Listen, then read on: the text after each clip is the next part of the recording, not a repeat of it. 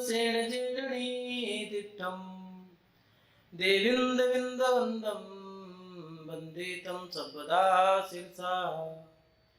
नमो अरिहन्ताणं नमो सिद्धाणं नमो वैरियाणं नमो वज्रायाणं नमो लोये सर्वसाहुणं। जय बोली अंतिम तीर्थंकर विनायक श्री महावीर भगवान की, परम पूज्य आचार्य भगवंत गुरुदेव श्री वसुनंदी जी मुनिराज की, अहिंसा में विश्व धर्म की, परम पुरुष मणि श्री सदानंद महाराज की जय।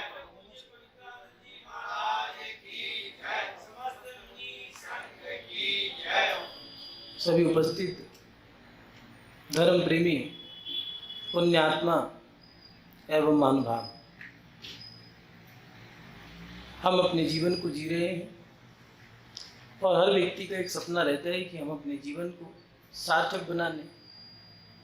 हम जो क्रिया कर रहे हैं, हमारे जीवन में हमारे माता पिता ने कहा, बचपन में खेल कूद के लिए उन्होंने खिलौने ला के दे दिए, किशोर अवस्था में पढ़ने की किताबें दे दी, युवावस्था में विवाह करा दिया, आगे बढ़े तो व्यापार दे दिया और 35 साल की उम्र में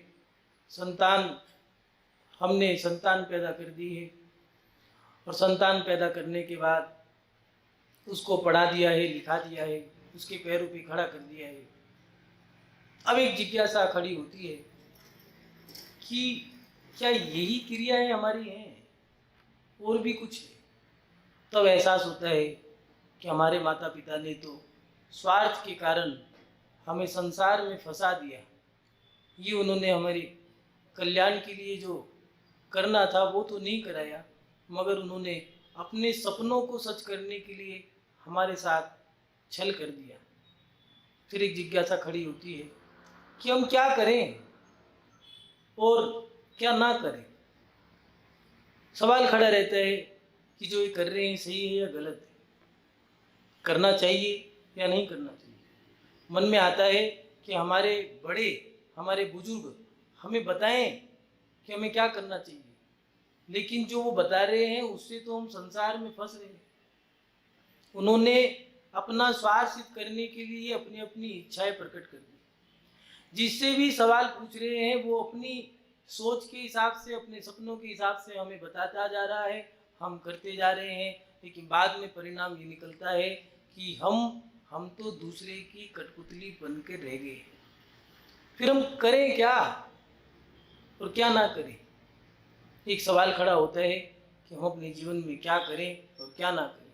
तो महानुभाव आचार्य योगेंद्र स्वामी जी हुए 8वीं-9वीं शताब्दी में, जिनका श्याम वर्ण रहा, गठीला शरीर रहा, दक्षिण दिशा की ओर जन्म लिया, भारत की पूरी परिक्रमा लगाई, भारत में जैन धर्म, जिन शासन की प्रभावना की और ज्ञान अंकुश नाम का उन्होंने ग्रंथ रचा है। ज्ञान के माध्यम से अपनी आत्मा में कैसे अंकुश लगाना है ये उन्होंने उसमें बताया। महानुभाव ज्ञान अंकुश में 18 नंबर की गाथा में आचार्य योगेंद्र स्वामी जी ने 8वीं-9वीं शताब्दी में ही हमारे इस जिज्ञासा का समाधान किया है। उन्हीं की गाथा के माध्यम से हम अपनी जिज्ञासा का समाधान करेंगे। वो लिख रहे हैं, पाप कर्म परित्यज्य पुण्य कर्म समाचरे भावये चुकर्म त्यक्त्वा योगी समाचरे। हमें पाप कर्म परित्यज्य, पाप कर्म का त्याग करके पुण्य कर्म का आचरण करना चाहिए। योगी को चाहिए वह पुण्य कर्म की भावना करते हुए अशुभ कर्म को छोड़े। आप देखें कि हम अपने जीवन में क्या कर रहे हैं, क्या नहीं कर रहे। हमें अगर कुछ छोड़ना है तो पहले पाप कर्म को छोड़ना हो, और कुछ करना है तो हमें पुण्य कर्म की क्रियाएं करनी होगी। पहले भी बताया था कि हमें अपने जीवन का संतुलन बनाना होगा। कर्म और धर्म दोनों को करना होगा। पहले अनुशासित क्रियाएं हमें करनी होगी और फिर उन क्रियाओं को करते हुए हमें धर्म से अपने जीवन की शुरुआत करनी। पाप कर्म को भी हमें छोड़ना होगा। हम पाप कर्म जो कर रहे हैं उन कर्मों का त्याग करके फिर पुण्य की क्रिया करें। लेकिन पहले पाप को समझे क्या है, पाप है क्या। पहले गुरुकुलों में जाकर के बच्चे पढ़ा करते थे, अध्ययन किया करते थे, माता पिता गुरुकुलों में भेजा करते थे। अब तो नया जमाना आ गया है, कॉन्वेंट नहीं तो विदेशों के स्कूलों में भेजा करते हैं। लेकिन पहले वो परंपरा नहीं थी, गुरुकुल में जाकर के गुरु की आज्ञा में रह कर के अध्ययन करते थे। आज ये गुरुकुल जो है विश्व प्रसिद्ध गुरुकुल है, आचार्य और गुरु इसमें शिक्षा देते हैं। आज गुरुकुल में आचार्य ने गुरुकुल के प्रांगण में सभी शिष्यों को बुलाया है और बुला कर के बता रहे हैं कि मेरे सामने एक समस्या खड़ी हुई है कि मेरी पुत्री विवाह योग्य हो गई और उसके विवाह में एक अड़चन आ रहा है। वो ये है कि मैं अपनी पुत्री को उसके विवाह में भेंट में कुछ नहीं दे सकता, क्या किया जाए। ये शिष्यों के सामने अपनी समस्या रख दी। जो धनाढ्य परिवार से थे वो शिष्य कहने लगे, गुरु जी चिंता मत करो, हमारे परिवार वाले बहुत पैसे वाले हैं, हम उनसे पैसे मंगा लेंगे। उन्होंने कहा मुझे ये कार्य अच्छा नहीं लगता। तो कुछ शिष्यों ने कहा कि हम गुरु दक्षिणा में आपको जो चाहिए वो दे देंगे, सामग्री वगैरह। तो उन्होंने कहा कि मुझे गवारा नहीं है। सब मौन हो गए, फिर क्या किया जाए। तो गुरु ने कहा एक काम करो, सभी शिष्य अपने अपने घर से कुछ सामग्री ले आओ, लेकिन ऐसे लाना जिससे किसी को पता ना लगे। अगर मैं सामग्री मंगाता हूँ तो तुम्हारे माता पिता कहेंगे कि गुरु अपनी बेटी की शादी अपने शिष्यों के पैसों से कराना चाहते हैं, इसलिए चुपके से ले आना, कोई देखे ना। बस फिर क्या था, सभी शिष्य दिन प्रतिदिन कुछ ना कुछ सामग्री लेकर के आने लगे। दिन बीतते गए और अब जितनी सामग्री चाहिए थी वो पूरी हो गई। लेकिन आज एक शिष्य को देख करके गुरु ने उससे कहा कि सुनो, सभी शिष्य कुछ ना कुछ लेके आए हैं, क्या तुम्हारे घर में मेरी पुत्री के लिए कुछ भी नहीं है। उसने कहा गुरुदेव मेरे घर में सामग्री तो बहुत है, लेकिन जब भी मैं लाता हूं कोई ना कोई मुझे देख लेता है। तो गुरु जी ने कहा कि सही कहते हो, लेकिन कोई ना कोई एक ऐसा समय होगा जिसमें तुम्हें कोई ना देखता हो, एकांत का समय हो, उसमें कुछ उठा लाना, चुपके से देना। उसने कहा गुरुदेव मैं ये भी कर चुका, लेकिन जब भी कुछ लाता हूँ कोई देखे ना देखे, मेरी आत्मा मुझे झंझोड़ती है, मेरी आत्मा मुझे देखती है और अंदर से आवाज़ आती है नहीं ये गलत है, और मैं वो कार्य नहीं कर पाता। जानते हो, गुरु ने उसे अपने गले से लगा लिया और कहने लगे सही मायने में तू ही मेरा शिष्य है।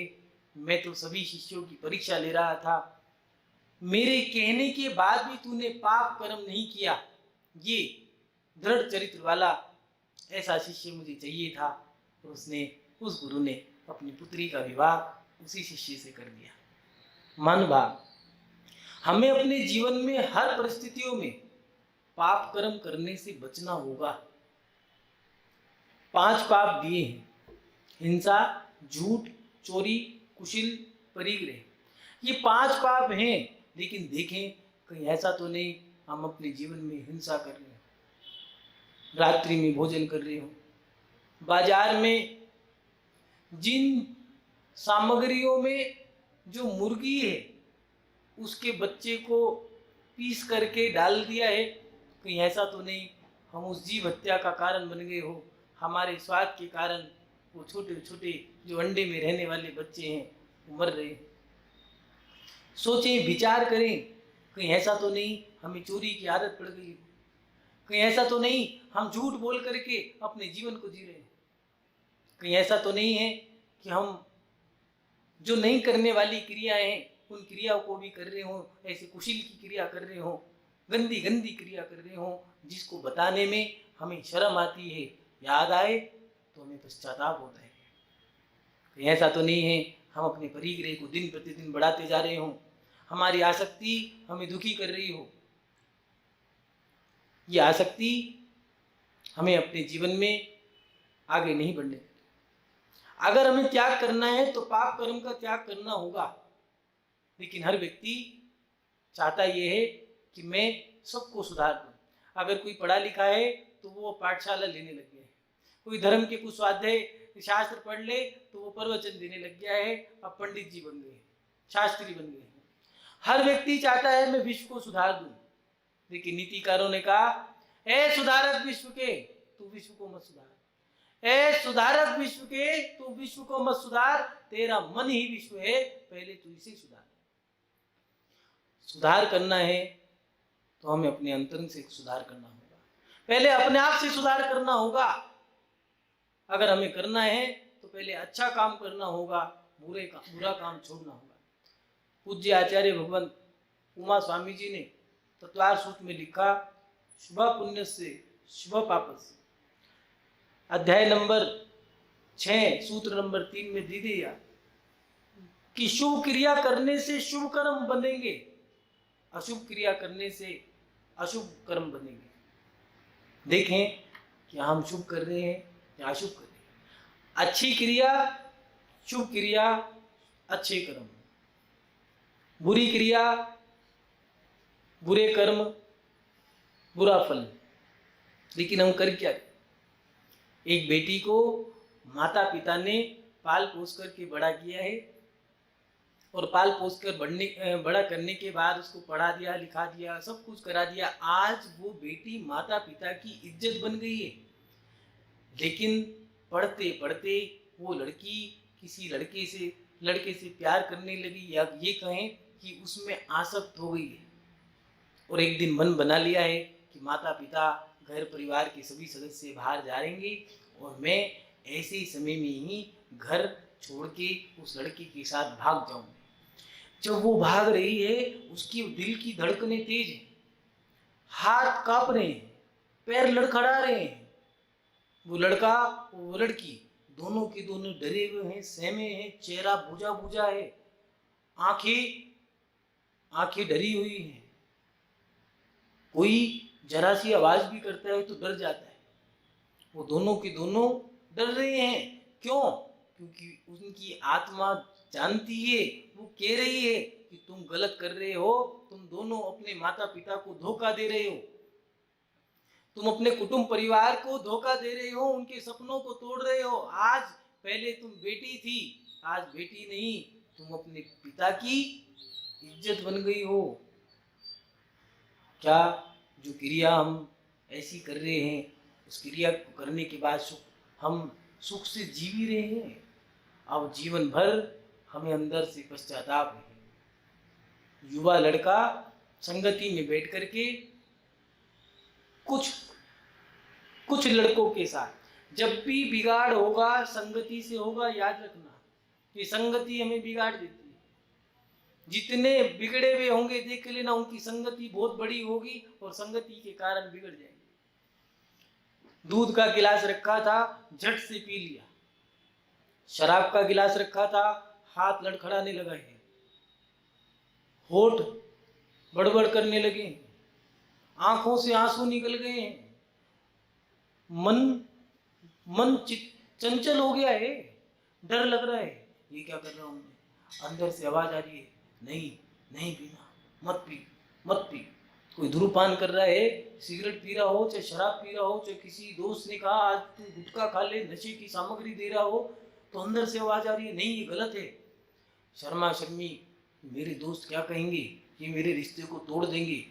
उसने वो गिलास उठा लिया, हाथ लड़खड़ा रहा है, कांप रहा है, होठ कांप रहे हैं, पैरों के अंदर से ताकत चली गई है, और जैसे ही मुंह में गया और मुंह से गले से नीचे उतरा, आंखों से आंसू निकले। क्या? शरीर नहीं, आत्मा रो पड़ी कि तूने गलत कर दिया, इसलिए आंखों से आंसू निकल आए हैं। अब वो डरा डरा रहता है, अकेले में रहता है, पहले भीड़ में बैठता था, अब अकेले में नहीं बैठ सकता। क्यों? क्योंकि उसने कोई ऐसा पाप कर्म कर दिया है जो उसे पश्चाताप के लिए छोड़, बार बार उसको अंदर से आत्मा झंझोड़ रही है, शांति से नहीं बैठ पाता। क्या करूं? किससे लूं प्रायश्चित? किससे कहूं मैं अपने पाप को? वो लड़की जो भाग गई है लड़के के साथ, वो सोच रही है अब मैं किससे क्षमा मांगू, किस मुंह से क्षमा मांगू? वो पाप कर्म, वो गलत क्रिया, वो आवेश में आकर के जो हमने कर दी है, वो हमें पश्चाताप के सिवा अब कुछ नहीं मिले।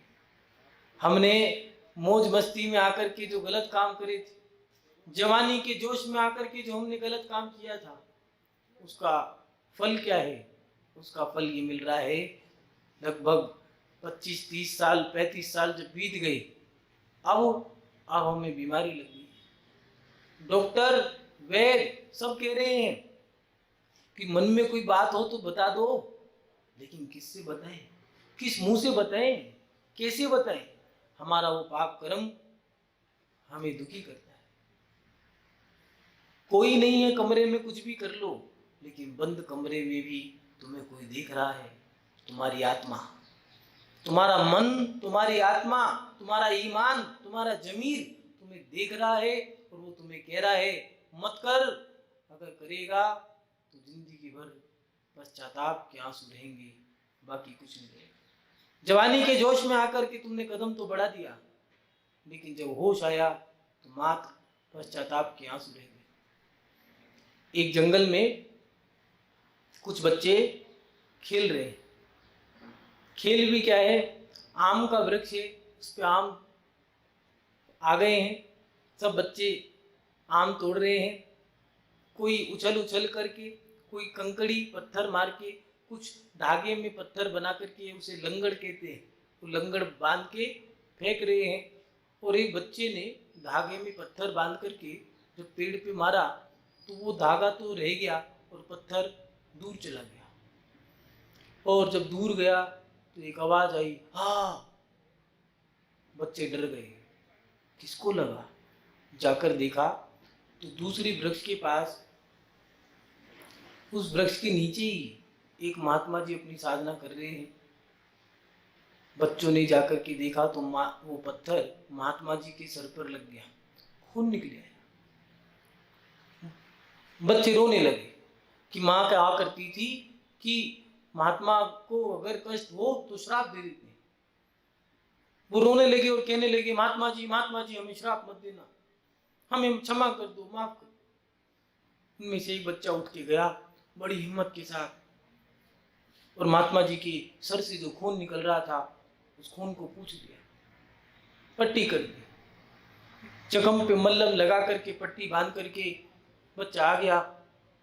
महात्मा जी को देखा तो महात्मा जी रो रहे। बच्चों ने कहा, महात्मा जी क्षमा कर दो, कष्ट हुआ है, हम क्षमा मांगते हैं, गलती से लगा, हमने जानबूझ के नहीं मारा, हमें माफ कर दो। महात्मा जी और जोर से डर गए। अब बच्चे डर गए। उन्होंने कहा, दर्द हो रहा है, हम कुछ खाने को ले आते हैं, कहो तो और अच्छी से अच्छा इलाज करा देते हैं, लेकिन आप रो मत। महात्मा जी कहने लगे, मेरे रोने का कारण ये पत्थर की चोट नहीं, मुझे तो रोना इस बात पे आ रहा है कि तुमने वृक्ष को पत्थर मारा तो उसने फल दिया आम, मुझे पत्थर मारा, मैं तुम्हें कुछ दे नहीं सका, इस बात का मुझे दुख है, बाकी मुझे किसी बात का। मानो भाव, ऐसी करुणा क्या हमारे अंदर है या नहीं? विचार करें कि ऐसी करुणा हमारे अंदर नहीं आ सकती। ये करुणा अच्छी क्रिया है, और यही अच्छी क्रिया इसी को पुण्य कहा है। आचार्य भगवंत जिगुंदी स्वामी जी कह रहे हैं कि पाप कर्म परित्यक्त्या पुण्य कर्म समाचरी, अपने जीवन में पुण्य करो, अच्छी अच्छी क्रिया करो, मंदिर जाओ, पूजा पाठ करो, साधु की सेवा करो, माता पिता के चरण छू करके पहले उठा करते थे, सुबह दिन निकलते के साथ ही पहले माता पिता के चरण छूते थे, आंख भी नहीं खोलते थे। माता पिता के चरण जैसे दिखे उन चरणों के पास जाकर के आंख खोलते थे और कहा करते थे, अब हमारा दिन शुरू होगा। आशीर्वाद मांगते थे। माँ भी कहा करती थी, बेटा जीते रहो। पिता के पास जाते थे, वो कहा करते थे खुश रहो। दादा दादी के पास जाते थे तो वो कहा करते थे, दूधो नाओ पूतो फलो, तुम यश को प्राप्त करो, वैभव को प्राप्त करो। हमने वो क्रिया छोड़ दी। भाई के पास जाकर के भाई बड़ी बहनों के दोनों के पैर छूते थे। अपने से बड़ों के कुटुंब परिवार के सब सदस्यों को जय जी ने हाथ जोड़ करके बोलते थे, चरण स्पर्श करते थे। अब वो अच्छी क्रियाएं नहीं है। वो अच्छी क्रिया करने से प्रेम बढ़ता था, वात्सल्य बढ़ता था। आज वो प्रेम क्यों नहीं है? क्योंकि हमने झुकना बंद कर दिया। भाई से हमने प्यार से बोलना बंद कर दिया। माता पिता को समय देना बंद कर दिया। वो अच्छी क्रियाएं हमने बंद कर दी, तो अब माता पिता में बच्चों के प्रति वो प्रेम नहीं रहा। भाई के प्रति आसक्ति कम हो गई। बहन भाई के बिना रह नहीं सकती। लेकिन आज वो समय आ गया कि भाई बहन को नहीं दे सकते। एक परिवार में रह नहीं पा रहे। कारण हमारे अंतरंग में जो अच्छी क्रिया करने की भाव थे, पाप कर्म नहीं करते थे पहले, सब पुण्य में लगे रहते थे, थोड़ा धर्म थोड़ा कर्म। और अब कहीं ऐसा तो नहीं हम पढ़ रहे हो, पढ़ने के बहाने पढ़ते पढ़ते ही कई बार तो ऐसा होता है, लड़का लड़की पढ़ने गए, पढ़ते पढ़ते ही पढ़ाई हो गई। पता चला बेटा पढ़ के आएगा, ठीक है, पढ़ के आ गया, नौकरी करने गया, लौट के आएगा तो बड़ी बढ़िया तरीके से शादी करेंगे, ब्याह करेंगे। नौकरी करके आया, पैसे लाया, साथ में एक छोकरी भी लाया। जैसे ही पिता ने दरवाजा खोला, दंग रह गया। ये क्या? कुछ नहीं पिताजी, तुम्हारी बहू है। अब क्या करें? कई बार तो ऐसा होता है, किसी लड़के ने कहा, पिताजी शादी तो मैं इससे करूंगा, नहीं तो मर जाऊंगा। अब क्या करें? हम कुछ नहीं सोच रहे कि हमारे बड़ों ने जो हमें पाल पोस के बड़ा किया था, उनके भी तो कोई सपने हैं। पहले व्यक्ति परोपकार की भावना रखता था कि हमारे माता पिता ने हमें पाल पोस के बड़ा किया है, तो हम माता पिता के लिए कुछ करेंगे। लेकिन याद रखना, जो अपने पिता का नहीं हुआ, जो अपने माता पिता का नहीं हुआ, अपने परिवार का नहीं हुआ, उसे एहसान फरोमोश का है, उसे कृतज्ञ का है। वो कृतज्ञ व्यक्ति है, और कृतज्ञ व्यक्ति का तो शास्त्रों में भी कोई प्रायश्चित नहीं है। महानुभाव, हम अपने जीवन में उपकार परोपकार की भावना रखें। ये कृतज्ञता की, लोक कषाय की जो भावना है हमारी, ये अहंकार की जो भावना है, ये हमसे पाप कर्म करा देती है। और वो पाप कर्म हमें पीछे ले जाता है, गर्त में ढकेल देता है। अपने जीवन में सुधार करना है तो हमें अच्छी क्रियाओं को करना होगा, हमें बुरी क्रियाओं को छोड़ना होगा। सोचें, विचार करें कि हम अच्छी क्रिया कर रहे हैं या बुरी क्रिया कर रहे हैं। ध्यान देना होगा, हमने जो कदम बढ़ाया है वो कदम ऐतिहासिक बनने जा रहा है। वो इतिहास अच्छा रचने जा रहे हैं या बुरा रचने जा रहे हैं। हिसाब लगाना होगा हर चीज का कि हमारा जो कर्म है वो कर्म कैसा है, हमारी क्रिया कैसी है। आज हर व्यक्ति चाहता है हम अच्छा करें। हम अपने जीवन में कर तो बहुत कुछ रहे, लेकिन करें क्या? मन में जिज्ञासा आती है, क्या करें और क्या ना करें। तो जो तुमने बुरी क्रियाएं करी, उन बुरी क्रियाओं को छोड़ करके अच्छी क्रियाओं में लगो। जो तुमने दिल दुखाया है अपने माता पिता का, उनसे क्षमा मांग करके अब आगे बढ़ो। अपने भाई से जो बैर बांध लिया है उसे खत्म करो। मंदिर में जाकर के जिसको तुमने धक्का दे करके आगे बढ़ गए थे, उस व्यक्ति से क्षमा मांग करके तुम आगे बढ़ो। जो चोरी तुमने करी थी, उस चोरी का दंड भी मिल रहा है। 2 नंबर की कमाई फबती नहीं है। पैसा आता है चला जाता है, कितना भी कमा लेना। शेयर्स का पैसा आता है, बीमारी में चला जाता है, धोखाधड़ी में चला जाएगा, कोई खा जाएगा, चोरी करके ले जाएगा, नहीं कोई लेके गया तो बीमारी में चला जाएगा। इनकम टैक्स सेल टैक्स की रेट पड़ जाएगी, सरकार ले जाएगी। तुम्हारे भाग्य का जितना है उतना ही तुम खाओगे।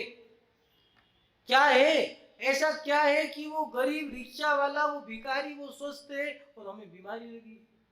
हमारे पास धन दौलत ऐशो आराम सब कुछ है, लेकिन फिर भी हम बीमार हैं। क्यों?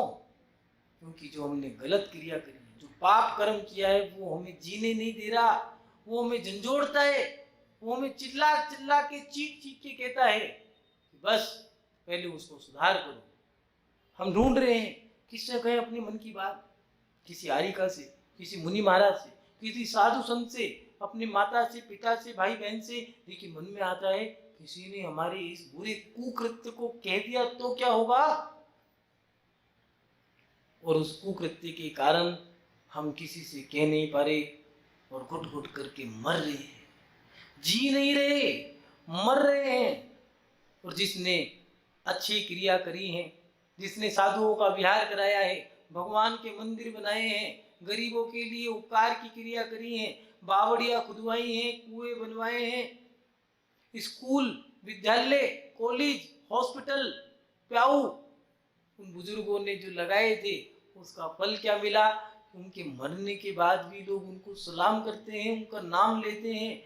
कुछ लोग ऐसे होते हैं जिनका नाम लेते हैं तो खुशी के मारे आंसू निकले आते हैं, और कुछ लोग ऐसे होते हैं जिनका नाम लेने के बाद नजरें झुक जाती हैं, सर अपने आप झुक जाता है, शर्म के मारे, बेइज्जती के मारे, बेइज्जती के मारे, यहाँ तक कि उनकी बात को सुनकर के दुख के मारे आंसू निकले आते हैं। कुछ लोग ऐसे होते हैं जिनको हम अपना आदर्श बना लेते हैं, और जो कुछ लोग ऐसे होते हैं, जब महावीर स्वामी ने जन्म लिया लोग हंसे, और जब वो गए तो लोग खुशी के मारे मुस्कुराते रहे, आंखों से आंसू निकलते रहे। जीवन में कोई कृत्य करना है तो ऐसा कृत्य करो जब तुम आए जग में जग हंसा तुम रोए, जब तुम आए जग में जग हंसा तुम रोए। कुछ करनी ऐसी कर चलो तुम हंसो जग में। मानवा आज की युवा पीढ़ी अपने जीवन में सुधार चाहती है, सुधार के लिए अच्छी क्रिया करनी होगी, अच्छी क्रियाओं के लिए संघर्ष करना होता है। लेकिन याद रखना, वो जो गरीब है, मेहनत करके जो सूखी रोटी खाता है, उस सूखी रोटी में आनंद जरूर आता है। हम कितनी भी घी की चुपड़ी भी रोटी खा लें, घी में डुबो डुबो के खा लें, लेकिन बिना मेहनत की रोटी में आनंद नहीं आता। वो सूखी रोटी भी हमें आनंद दे के जाती है। मानवा अपने जीवन में हम क्या करें और क्या ना करें, ये नई पीढ़ी, नौजवान, युवा, उन लोगों के मन में जिज्ञासा रहती है। तो हम अपने जीवन में पाप कर्म को ना करें, और अगर करना ही है तो अच्छे कर्म को करें, अपने माता पिता की सेवा करें, धर्म को समर्पण करें, गुरुओं की सेवा करें, भगवान की सेवा करें, भक्ति करें, और धर्म को करते हुए अपने कर्म को करें, ईमानदारी से जिए। 5 पाप जो दिए, हिंसा, झूठ, चोरी, कुशील, परिग्रह, इन सब का त्याग करते हुए अपने जीवन में अच्छे बनने का प्रयास करें। इन्हीं सद्भावनाओं के साथ आपका शुभ हो, मंगल हो, यही अपनी श्रृंखला को विराम देता हूँ। जय बोले परम पूज्य आचार्य गुरुदेव श्री वसुनंदी जी महाराज की।